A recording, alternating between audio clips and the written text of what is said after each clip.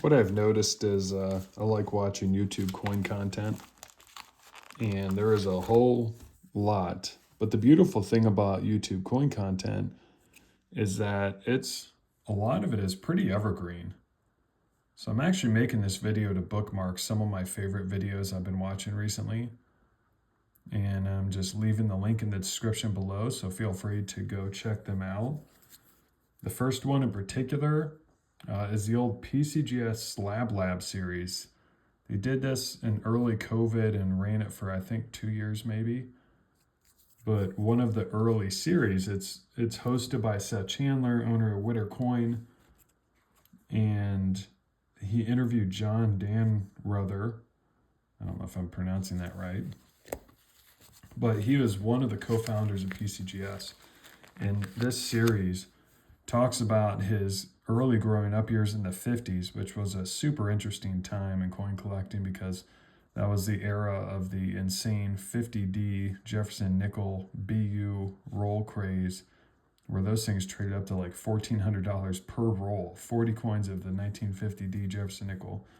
Just insane. But he was a young boy during that time, and I guess started a little coin dealership, or became a small-time coin dealer with his dad, but then eventually worked his way up a much more impressive career, and then helped found PCGS. But part of this series is talking about those early days, even the day they all kind of came together and found it. And John is just a really good storyteller. So highly recommend checking out. It's a 4-part series. I think collectively it's maybe an hour and a half of time. And then the next one is an old Ben the Coin Geek. I'm sure anybody watching this has probably stumbled across his channel. But this one in particular is an older video of his, but timeless nonetheless. He happened to have sat down with Stax Bowers and gets to look at some coins that were being auctioned at the time that are just some of the most impressive U.S. coins of all time, and just really stunning. Obviously, a bit of storytelling with each coin. Just really cool to see those, and not in hand, obviously, because we're watching it through a video, but Ben gets to circle it around like this, and instead of this $50 coin, he's looking at $500,000 coins. But a cool way to kind of get a snapshot at that. And the last one's actually a more recent video, but I really enjoyed it.